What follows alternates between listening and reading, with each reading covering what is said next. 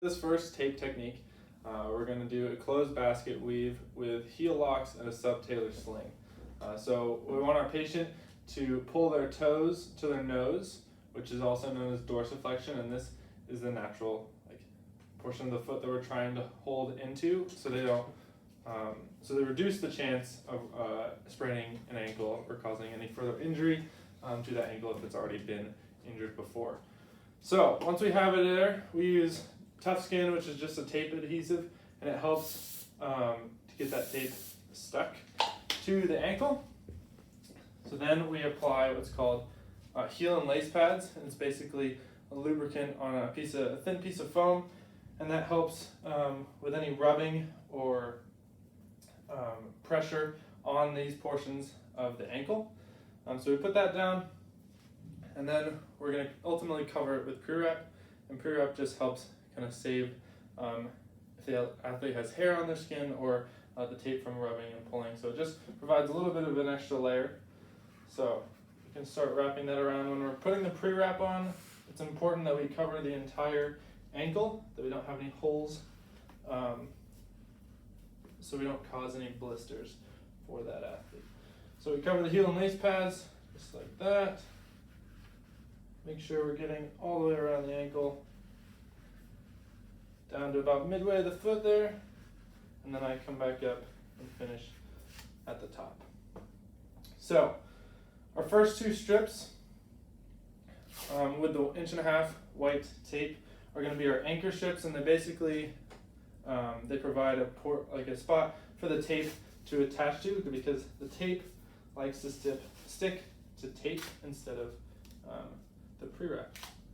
So we put two strips here, overlapping them by half, and then we come down at the bottom of the foot and place one more strip, looking for this bump on the outer edge of their foot, which is their 5th metatarsal, and we don't want to cover that too much because that's how a lot of fractures are caused in the foot that way. So we have two anchor strips at the top, one at the bottom. The heel is covered with pre-wrap. Now we're going to start with our closed basket weave. So our next step is to apply the stirrups, and the stirrups go from the inside of the ankle around the bottom and then to the outside. So when we apply a stirrup, we're going to look to bring it around the heel and work our way from the outside to the inside of that ankle bone right there. So we place the first stirrup on the ankle there, bring it around, make sure it's on that outer portion there, and rip the tape. Next we apply a C-strip or a horseshoe, and that's going to come from the inside of the foot here around more horizontally and perpendicular to the tape that we just put. So again, we're working from the bottom of the ankle up with that strip. So we start the inside and work our way to the out of the foot. Then we apply another stirrup, and we're going to overlap again 1/2 this way, so it comes closer to the ankle one right there. So we start on the inside, bring down around the heel, and then come back up to the top.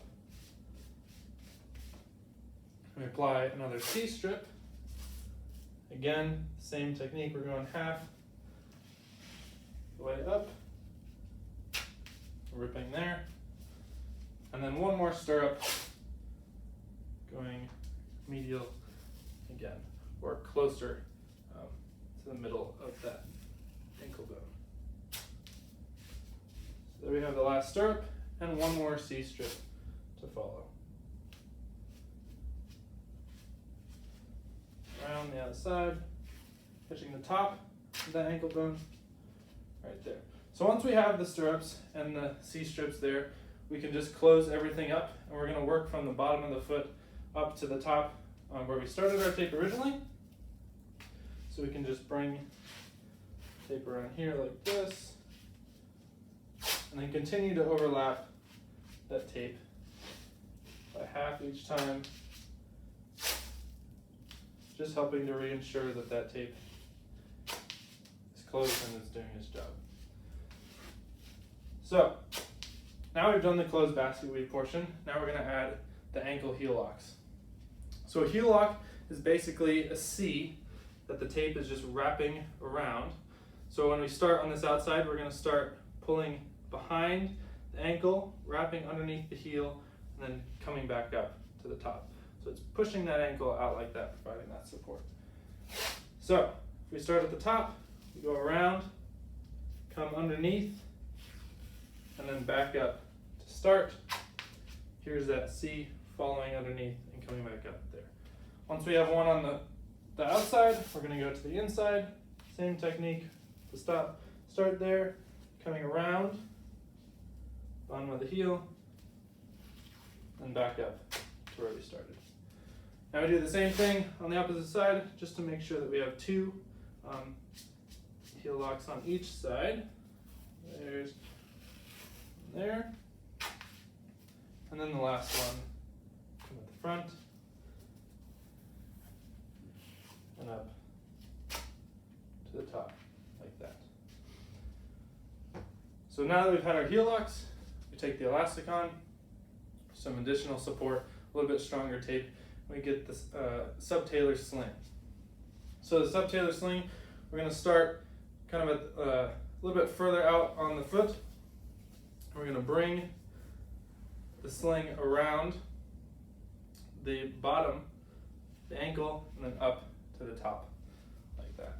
So we start on the outside, make sure that we're getting contact with the skin, come back up like that, cut it at the top,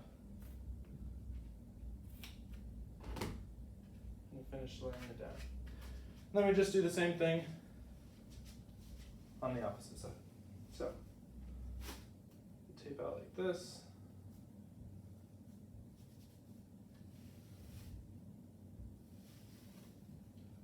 Around the back, and then up to the top.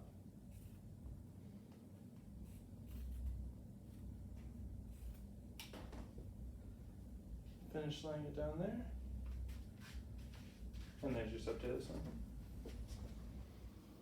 So our next taping technique is the loop arch, and we want our patient to be dorsiflect or pointing our toes to our nose. And this basically helps when we see that a patient is flat-footed or has planus, or basically just trying to help get them some support to provide a little bit of ease when they walk. So we're going to provide an adhesive spray. And let that dry off a little bit. And the first strip of tape goes right on the ball of the foot and acts as an anchor point for the rest of the tape when we complete the arch. So that's using a 1.5 inch tape, and then we move down to a 1 inch tape. And for the loop arch, we're going to start at the pinky toe, place our piece of tape right on that ball of the foot there, and then go from the inside of the foot around the heel and back up to the pinky toe. Then we're going to shift over to the big toe and go outside of the foot, back up to the big toe. And we're just going to repeat this process slowly, overlapping the tape that we put on the fifth toe and then the big toe every time. So we'll go back towards the fourth toe, overlap by half,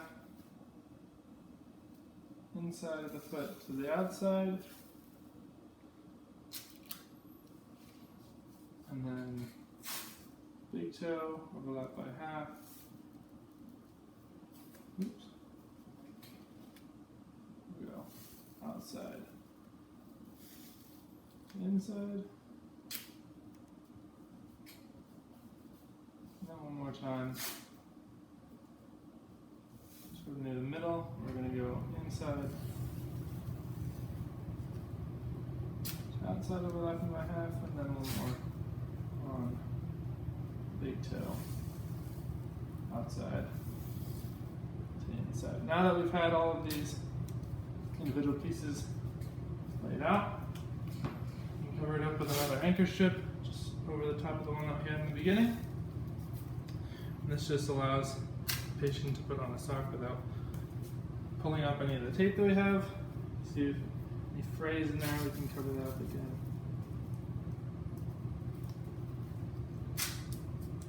And then close up the rest of the arch. Just some little C strips overlapping by half. And there is a loop arch.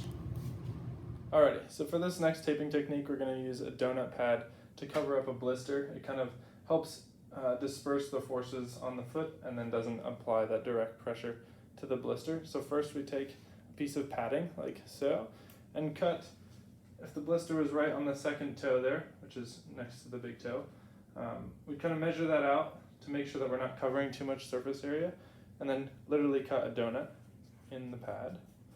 So first I start with the outer big circle, like that. You can fold it over,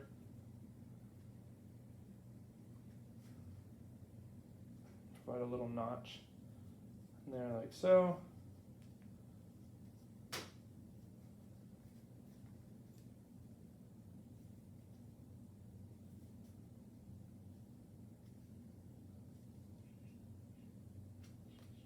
So that way you can cut around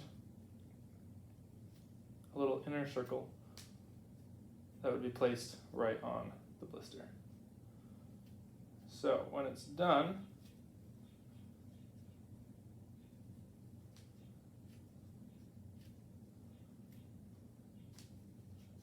looks something like that. So before we put the pad on the foot, we want to use the Tough Skin tape adhesive just to help it stick a little bit. So we apply the adhesive to that area, the blister, and then we make sure we're measuring in the right area there. Then we can have a thing called coverall, and it kind of helps like push the donut on there without using a whole lot of tape in it. This way, like, there's not a lot of excess tape that's on the foot, so it feels, a lot of patients and athletes like it because it doesn't feel like there's much there. So measure out the donut, the amount of coverall that we need. Take it there and just cut it with the scissors.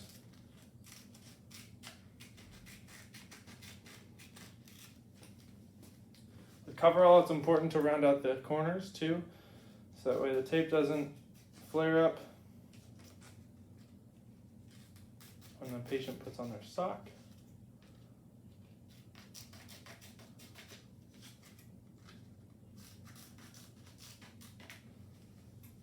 Like that. Measure it out like that, so I could probably take off more on the side.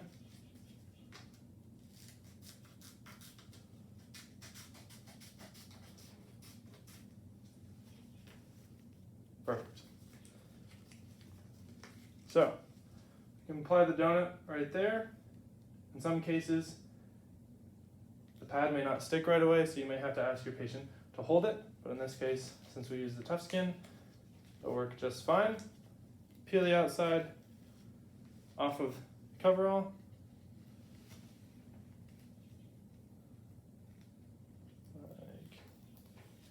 Like that. We can apply that directly over donut pad. Make sure we get out any wrinkles on that coverall right there. There you have a donut pad.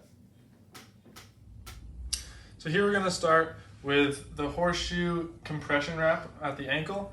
So first you're going to need to cut out a horseshoe with some felt like this, and the basis of this is to provide it on either the outside of the ankle or the inside, whatever one is inflamed, to kind of push the swelling up towards the rest of the body and not so it stays like housed in the ankle itself.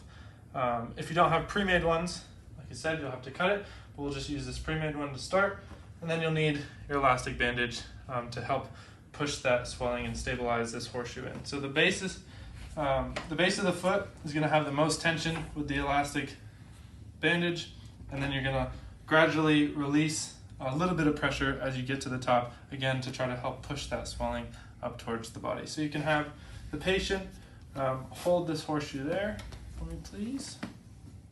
And we start at the bottom of the foot, wrapping around.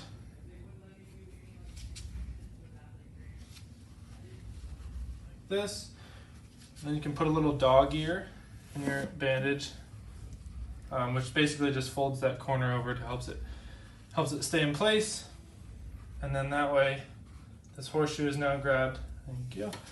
And so then I just made a loop around the bottom of the foot, grabbed that dog ear, and now I'm going around the back of the foot, basically doing a figure 8 loop, going around the foot, around the ankle, around the foot, and kind of repeating that process until I get up towards the rest of the ankle. So now we're coming back under the foot, still keeping that tension, and going back around the ankle. And so when we're forming this, you're going to see little X patterns at the ankle. That's a good sign. It means that we're overlapping appropriately, and again, we're pushing that swelling up towards the rest of the body. So we're coming down here, pushing up, then gradually decreasing that pressure up there like that. Once you get to the end of the A-strap, you can also use a double bandage, which allows you to get a little bit further up the calf. Here we have a single. You can apply it with the adhesive spikes, or in this case, I'm just going to use some 1.5 inch white tape to help secure it. With the white tape, you just want to be conscious that you're not providing too much pressure, which would stop the swelling from going up to the rest of the body. And there's your ACE compression wrap. So our next taping technique is the Achilles tape. And basically what this does is helps provide support on the Achilles tendon back here. If you had an Achilles tendon rupture or an Achilles tendinopathy, it would just help provide that extra support that you need, or that the patient needs when they go into some dorsiflexion and plantar flexion, which is pointing your toes and bringing your toes back up towards like your shin or your nose. So when you start, we just apply the tape adhesive to the back here, allow the tape to stick. And then our first tape is again going to be our anchor strips. And I won't apply pre-wrap here because the patient doesn't have any hair on their legs, but pre-wrap could be applied. But you just want to make sure that if the pre-wrap was there, that you put the tape, the first piece, actually on the skin so it stays in place. So I'm looking at the base of her calf there, and it's right about here. So we place the first strip, just like that. And then again, we're overlapping by half for these two. And then we put one in the middle of the foot.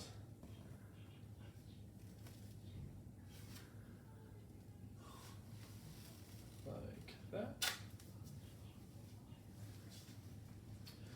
Now we're going to take our elasticon, which acts kind of like we said earlier, as the Achilles tendon. It's a little stretchy, but it provides a lot of support.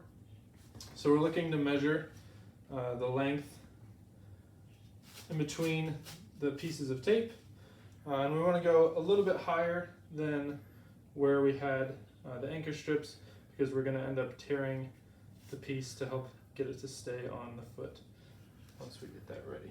So we have our measured piece. Cut it.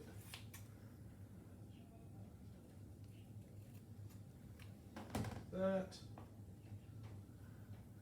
And then we place 2 cuts and then this middle red line, so it's easy to rip in a second.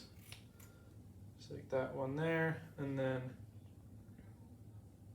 one down here, just like that. So when we start, we rip it out just like this, a little ways to attach it around the bottom of the foot. So we place it on the foot, coming below here, getting it around that side so it's sticking, and then we're going to pull up so the patient's in a little bit of dorsiflexion, which again is that point where they're pointing their toes to the ground. You can rip this tape a little bit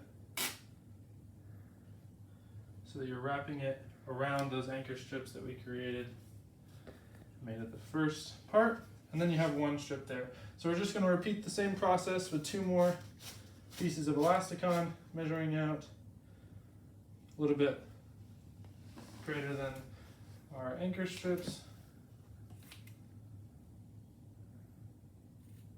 cutting the piece of tape, getting that notch in there.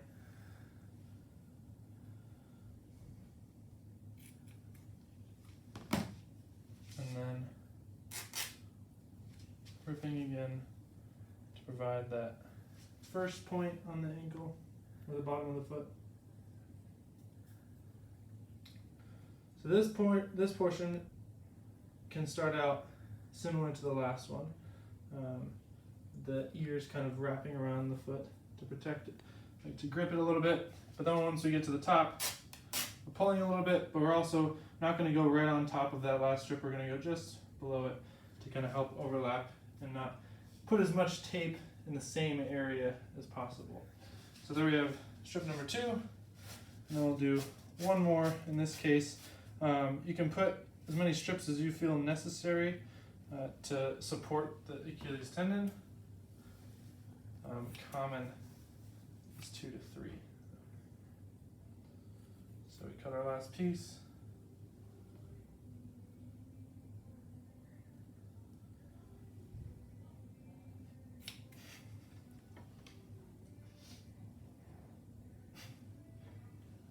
Good music in the background. You tear that little bit for the start. Again, we're placing these like dog ears on the side of the foot, just like that.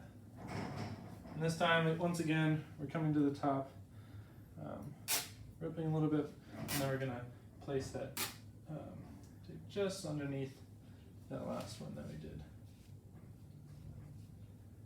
Again, overlapping it, so we're not getting all the tape in one spot.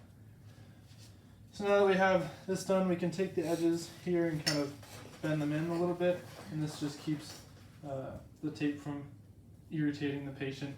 Kind of acts literally like the Achilles tendon. And then we just close up with a couple more anchor strips at the top to secure that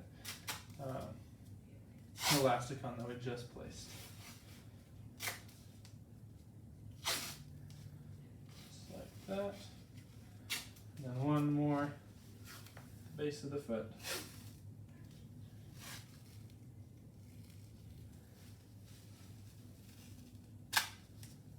And there you have your Achilles tape technique. So the next taping technique is the thumb spica. And the thumb spica basically stabilizes this joint in the thumb to prevent range of motion and help reduce the risk of injury in a patient, or contain that injury if a patient has sustained it already. So first we're going to take our pre-wrap.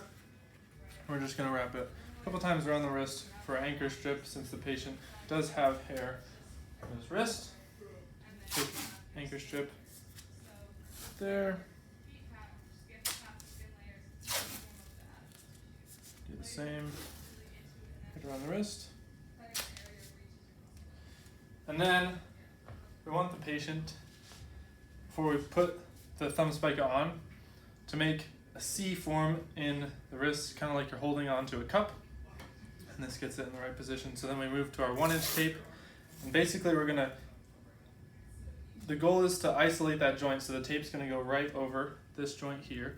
We're going to lay a piece on the back, making sure we're grabbing that joint on the thumb and coming down and laying it on the wrist. And then we do the same on the other side and come around the wrist. And you can repeat this process as many times as you feel is necessary. So again, we're going to overlap a little bit, making sure that we're hitting that joint right here, coming up, and then overlapping around the wrist. And with the thumb, it's really important that we're not going to cut off any blood flow. So throughout it, we can ask the patient if it feels it's too tight, and we can check capillary refill. And then we can just close it up with one of our anchor strips like that. And there you have your thumb spica.